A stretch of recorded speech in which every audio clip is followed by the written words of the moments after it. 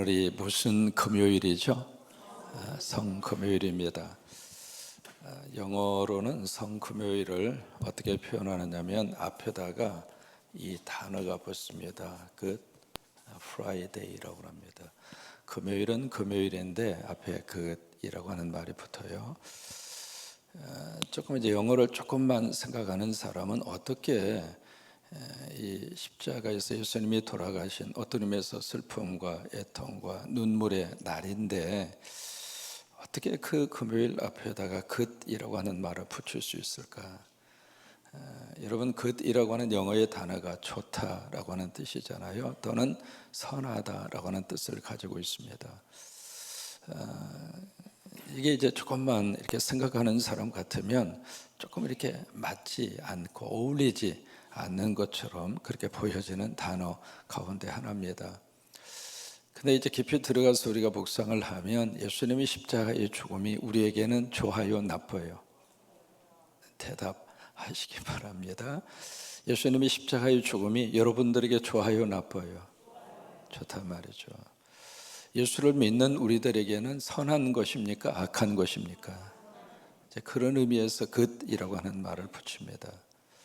또 하나 이 굿이라고 하는 말을 이렇게 해석을 하기도 합니다. God's Friday, 하나님의 금요일이다 라고 그렇게 표현을 하기도 하고, 또 하나 이 어원을 추적해서 쭉 이렇게 들어가서 올라가면 Godness라고 하는 단어에서 이 goodness라고 하는 말이 나왔다 추적을 해서 거기에 Godness라고 하는 단어의 뜻은 경건하다 그 말이에요. 그래서 이 오늘을 이제 Good Friday 그렇게 부르기도 하고, 또 하나 Holy Friday, 거룩한 금요일이다 그렇게 부르기도 합니다. 대개 이제 유럽 지역이나 이쪽의 크리스찬 국가에서는 오늘이 공휴일입니다. 한국에서는 이제 공휴일이 아닙니다만은 저쪽에 호주라든지 그다음에 독일이라든지 덴마크라든지 필리핀도 오늘 공휴일입니다. 또 하나 특이한 것은 인도네시아, 여러분 인도네시아 아시잖아요. 인도네시아도 오늘이 공휴일입니다. 미국 같은 경우에 있어서는 미국 증시가 오늘은 개장을 하지 않습니다. 그만큼 이 오늘 성금요일이 예수 믿는 사람들에게 있어서는 너무 귀하고 의미 있는 날이고, 오늘의 의미성을 마음에 새기면서 성금요일을 그렇게 경건하게 십자가를 복성하시면서 그렇게 보낼 수 있는 하루가 되시기를 바랍니다. 여러분, 이 십자가가요 모든 것을 결정짓는 기준입니다. 우리가 지금 이슬람 여러분 기억하시잖아요. 이슬람 사람들의 경전을 코란이라고 합니다. 코란 또는 꾸란 그래요. 거기에 이제 경전에 들어가서 보면 예수님에 대한 이야기가 쭉 그렇게 기록이 되어져 있는데, 얼핏 보면 성경과 코란, 이슬람의 경전이 별로 차이가 없는 것처럼 보입니다. 거기에 예수라고 하는 단어가 거의 한 90번 이상 언급이 되어져 있습니다. 근데 결정적으로 이 코란과 이슬람과 기독교에 결정적인 차이가 있어요. 그것이 바로 십자가입니다. 이 코란, 이 꾸란에서는요 예수님의 십자가를 정면으로 부정합니다. 예수님이 십자가 지지 않았다. 십자가 지기 직전에 예수님은 도망갔다. 그래서 물가로 가서 숨었다. 이게 이제 이슬람 코란에서 가르치는 예수님에 대한 십자가의 사건입니다. 오히려 이슬람에서는 기독교인들을 향해서 막 꾸짖습니다. 너희들이 예수님에 대해서 잘못 가르치고 있는 것이라고. 이게 지금 여러분 들으시면서 어떤 생각이 들어요? 이게 반국교님이 성낸다고 완전히 엉망진창으로 그렇게 기독교의 진리를 이야기하면서 기독교를 향하여 그렇게 공격을 해요. 이게 십자가가 결정적으로 모든 것을 차이를 가져오게 되는 결정적인 기준이 바로 거기에 있어요. 우리는 십자가를 믿습니다. 아니, 십자가를 붙들고 삽니다. 사도신경 읽을 때마다 우리는 세 가지 I believe in God, 나 하나님 믿습니다.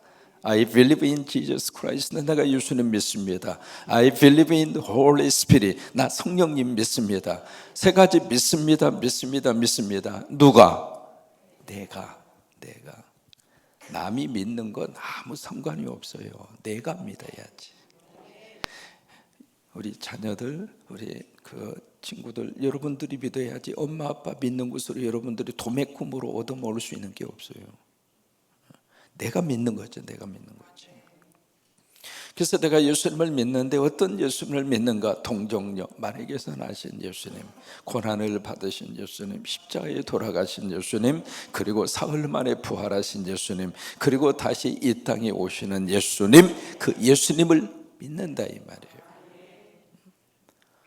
그래서 고린도전서 1장 28절 말씀에 십자가의 도라고 하는 말씀을 우리에게 해 주시고 있죠. 십자가의 뭐냐면 도예요. 도. 이 도라고 하는 말을 영어 성경에서는 더 메시지 그렇게 번역을 했습니다. 십자가를 통해서 우리에게 주시는 메시지 그렇게 번역을 했고, 원래 헬라어는 이 도라고 하는 말이 로고스라고 하는 말입니다. 로고스. 십자가의 로고스, 십자가를 통해서 우리에게 주시는 메시지. 여러분, 십자가를 통해서 주시는 메시지의 본질이 뭘까? 뭐가 십자가의 메시지입니까? 뭐가 십자가의 로고스 도입니까? 십자가의 도는 곧 뭘 의미하느냐면 예수 그리스도입니다. 예수님이 십자가의 메시지입니다. 그 십자가의 메시지가 바로 멸망을 얻는 그들에게는 미련한 것이요, 구원을 얻는 우리에게는 하나님의 뭐가 돼요? 능력이 됨이니라. 이 십자가의 메시지, 예수를 통해서, 예수님의 십자가의 메시지를 통해서 하나님이 어떤 메시지를 우리에게 증거를 해주고 있는가? 첫째는 정의와 공의입니다. 두 번째는 사랑에 대한 메시지입니다. 세 번째는 살림에 대한 메시지, 네 번째는 능력에 대한 메시지입니다. 이 정의에 대한 메시지, 공의의 메시지는 죄에 대한 싹슨 뭐예요? 사망이잖아요. 여러분, 죄는요 한번 지으면 없어지는 게 아닙니다. 못을 박았으면 못자국은 남는 거예요. 죄를 지으면 그 죄를 용서받지만 용서받은 그 흔적은 남는 거예요. 누가 지워줘요? 누가 그걸 없애줍니까? 그것을 처리해 주는 거룩한 하나님의 역사의 현장이 십자가란 말이죠. 그러니까 십자가는 바로 정의, 공의에 대한 현장입니다. 죄에 대한 삭은 사망이다. 죄 지으면 죽는다. 그게 하나님의 공의죠. 그래서 십자가가 세워진 거예요. 예수님이 그래서 돌아가신 거잖아요. 두 번째 십자가는 바로 사랑입니다. 내가 너를 사랑한다에 대한 하나님의 사인이죠. 그 다음에 세 번째로 십자가는 바로 무엇인가? 살림이에요. 내가 죽을 터이니까 너는 살아라, 그 말이에요. 내가 너 때문에 네가 죽어야 되는데, 내가 죄를 지어서 내가 죽어야 되는데 너 대신에 내가 죽을 터이니까 너는 나를 의지하고 나를 믿고 너는 살아라. 여러분, 그게 구원이잖아요. 그게 바로 살림이잖아요. 또한 십자가는 바로 무엇인가? 능력이에요. 참 신기한 역사가 십자가 속에 있습니다. 십자가 믿고 십자가 붙들고 십자가 의지하는 사람은 하나님이 새롭게 바꿔줍니다. 변화시켜 주십니다. 사람처럼 안 달라질까요?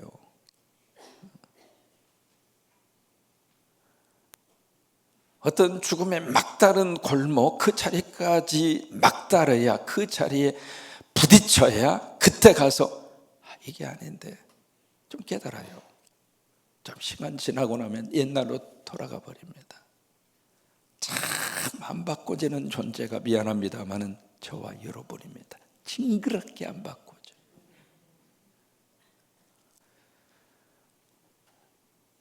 근데 정면으로 우리 속에 어떤 역사가 왔을 때 사람이 바꿔줄 수 있는가? 십자가입니다.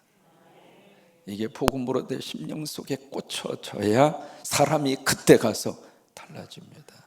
그때 가서 변화가 돼요. 한국 초대 교회의 부흥 역사의 큰 일을 감당하신 분이 김익도 목사님이세요. 이번에 이제 원래 황해도 안악골의 유명한 주목세계 왕초입니다. 깡패입니다. 근데 이번에 시장통에서 전도하시던 그때의 선교사 스왈론 선교사님의 전도를 받아요. 그래서 이제 전도지를 주면서 젊은이 예수 믿고 구원 받으세요 하니까 전도지를 받아서 코를 팍 풀더니 땅에다가 팍 던지고 발로 찌근찌근 밟는 거예요. 그러니까 이제 스왈론 선교사님이 뭐라고 이야기하면 그것으로 전도지로 코 풀면 코 썩어요 그런 거예요. 그러니까 더 화가 났죠.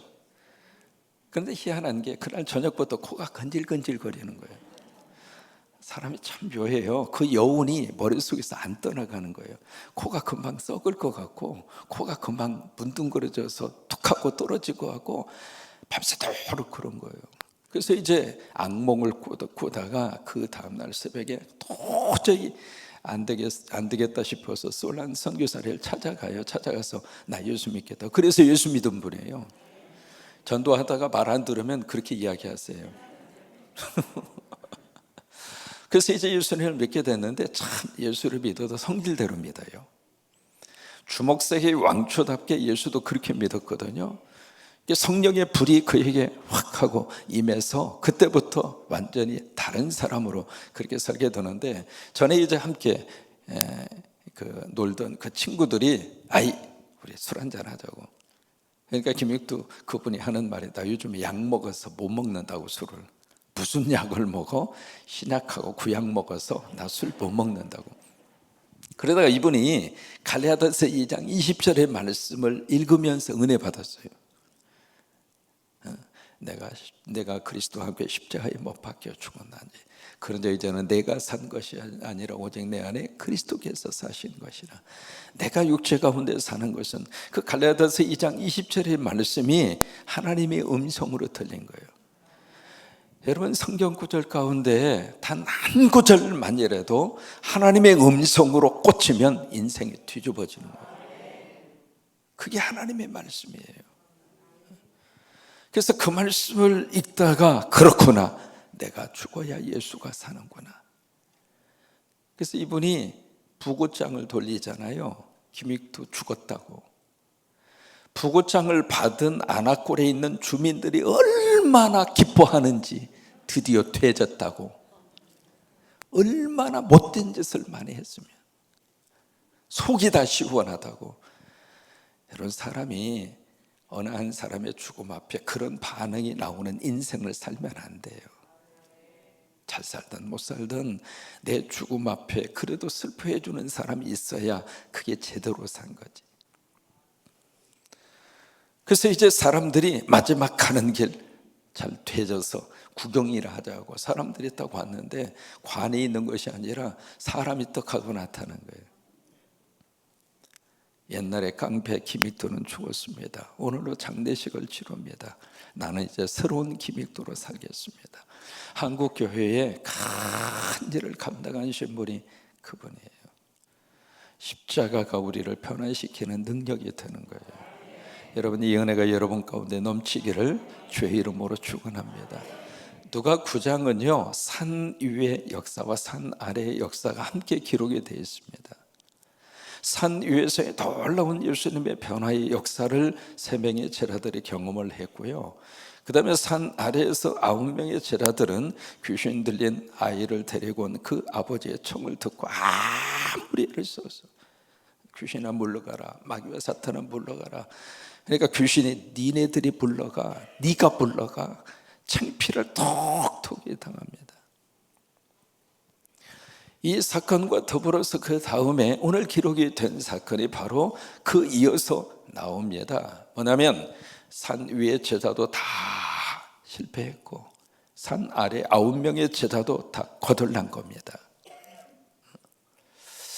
그런데 이 제자들 속에서 지금 뭐가 논쟁거리로 대두가 됐는가? 누가 크냐? 누가 크냐? 누가 크냐? 그 이야기는 누가 우리 가운데 위대하냐 그 말이에요. 누가 실세냐, 누가 우두머리냐, 누가 리더십을 가지고 있느냐.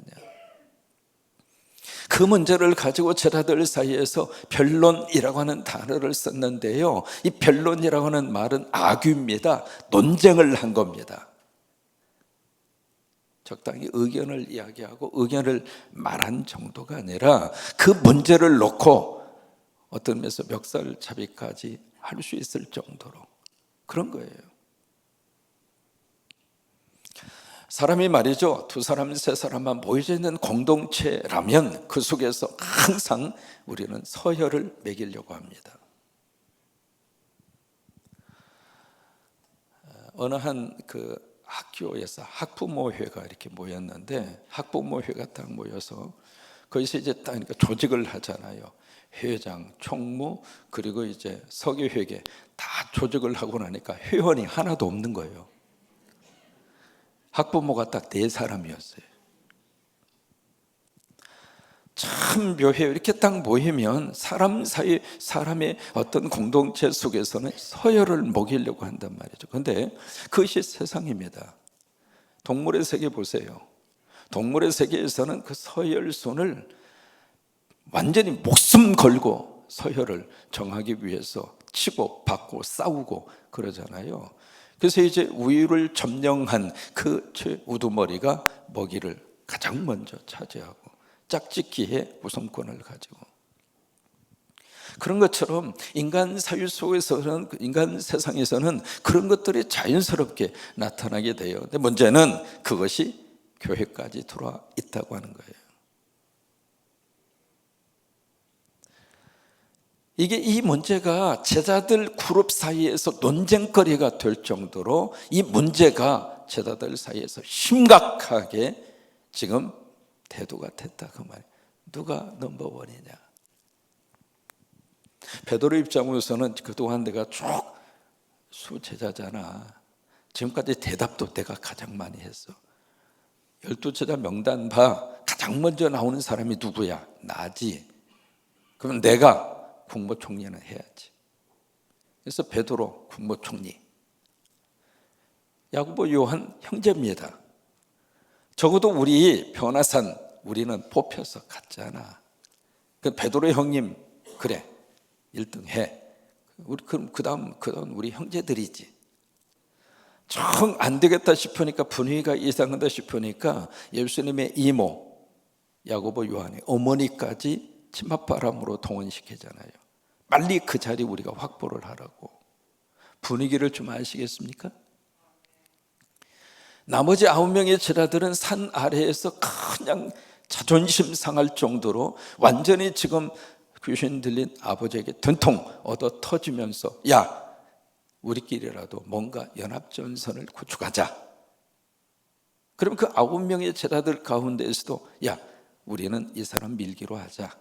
적어도 이 사람 장관 자리 하나 정도는 차지해야지. 그렇게 된 거예요. 왜 그랬을까? 예수님이 예루살렘 올라가시면 왕이 된다고 생각을 했어요. 예수님도 그런 비슷한 이야기를 하셨어요. 근데 그 이야기를 어떻게 이해했는가? 내 식대로 이해한 거예요.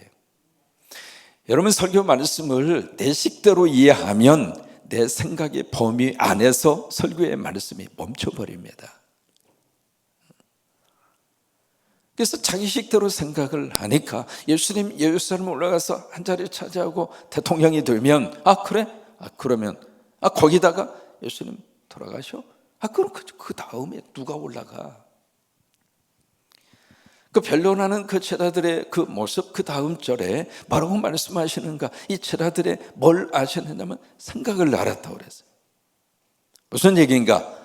그 변론이 한두 시간에 안 끝났다 이 말이에요. 자기들끼리 변론을 하고 아직도 생각 속에 씩씩거리고 있다 이 말이에요.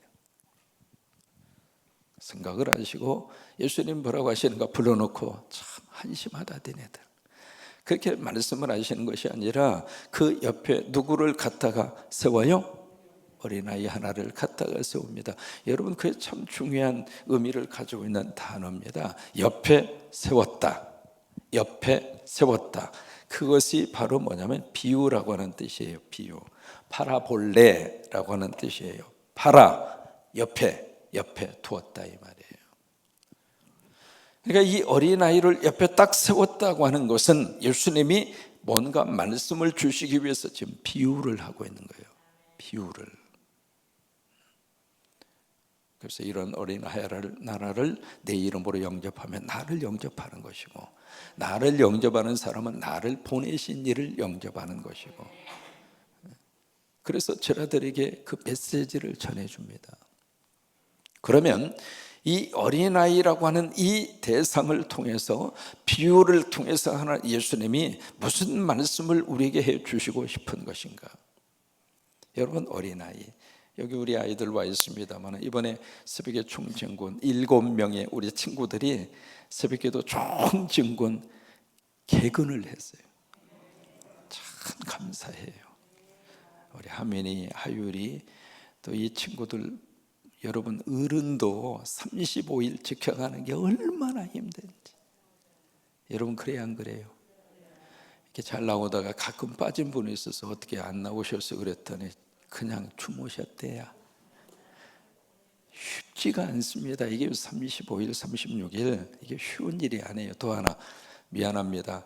35일, 36일 강대상에서 설교하는 것도 쉬운 일이 아니에요. 다 여러분들이 기도해 주셔서, 다 여러분들이 아멘해 주셔서, 그래서 저는 이 자리에 설 때마다 참 감사하다. 그렇지 않으면 어떻게, 쉽지가 않거든요. 또 하나, 쉐키나 35일 동안, 쉐키나 한번 일어나 봐요. 쉐키나 일어나. 쉐키나 찬양단 일어나.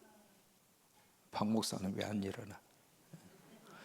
쉐키나 참 고마운 분들이에요. 이 새벽에 목소리도 잘 안 나옵니다. 참 감사한 분들이에요. 박수 한번 쳐주시기 바랍니다.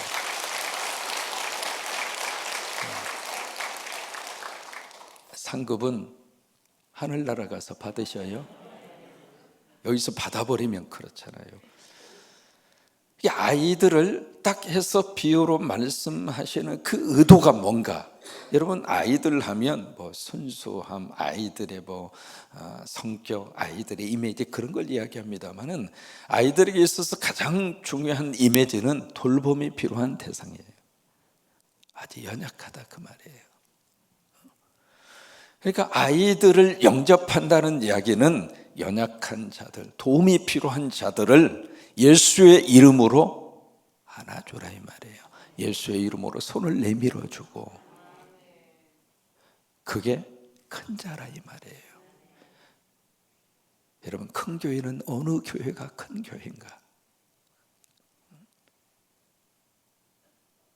세상적으로 보는 크고 작고의 기준하고 예수님이 말씀하시는 크고 작고의 기준이 달라요. 차인표 씨라고 하는 탤런트 여러분 아시죠? 이분이 참 크리스찬입니다. 지저스라고 하는 이 그 뮤지컬, 거기에 예수님의 역할을 3년 동안 했습니다. 하면서 내가 좀 만나고, 나 예수님 간절히 만나고 싶다고. 근데 이제 그 뮤지컬 3년 동안 하면서도 예수님이 그렇게 가슴에 와닿지 않은 거예요. 어느 날 신혜라 씨, 그의 부인 신혜라 씨가 인도에 자원봉사를 위해서 계획을 다 세웠는데 그의 부인이 문제가 있어서 못 가고 대신 차인표 씨고 당신이 좀 갔다 오라고.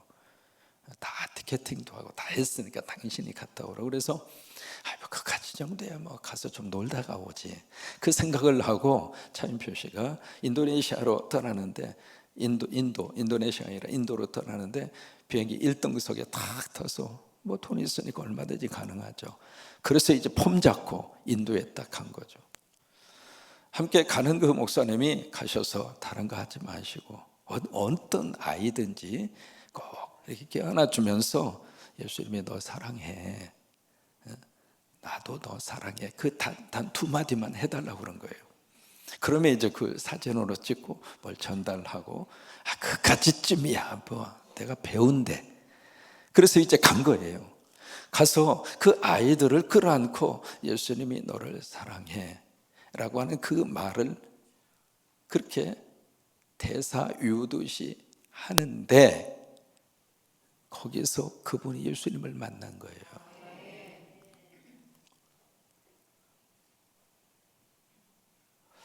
이번에 우리 중고등부 친구들이 필리핀에 갑니다. 필리핀에 가는데 거기에 뚜보라고 하는 지역이 있습니다. 그 지역에 방문을 해서 저는 기도해요. 우리 친구들이 거기서 예수님을 만나고 오기를 바라요.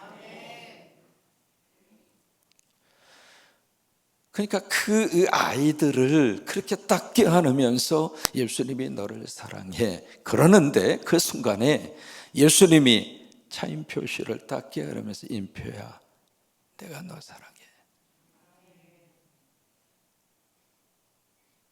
그걸 경험한 거예요.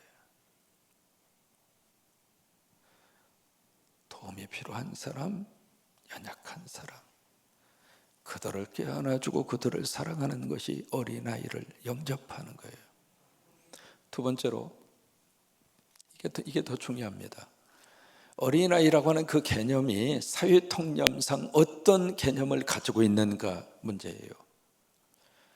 우리 한국도 어린이라고 하는 이 단어가요 최초로 쓰신 분이 여러분 혹시 아세요? 방시로 시작한 분입니다.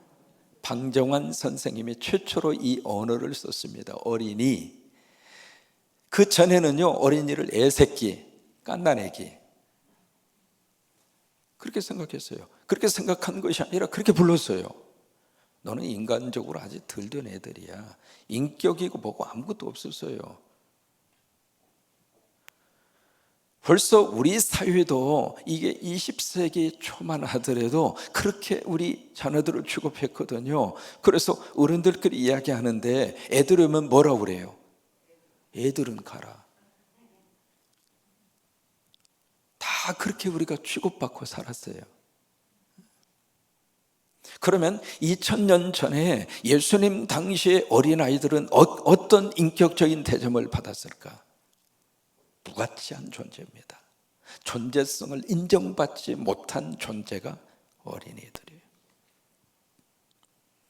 그러면 여기에 어린아이를 딱 옆에 세워놓고 이 어린아이를 영접하면 나를 영접하는 것이다. 왜 그 말씀을 하고 있는가? 지금 예수님이 제자들에게 그렇게 취급당하고 있다 이 말이에요.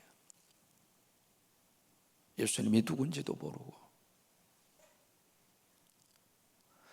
아무 의미 없는 어떤 권력의 자리를 차지하기 위해서 지금 예루살렘에 들어온 권력의 맛에 완전히 쪄들은 한 인간의 모습 위에는 더 이상 예수 그리스도에 대한 그 구세주 메시아에 대한 이미지를 제자들조차도 몰랐다 이 말이에요.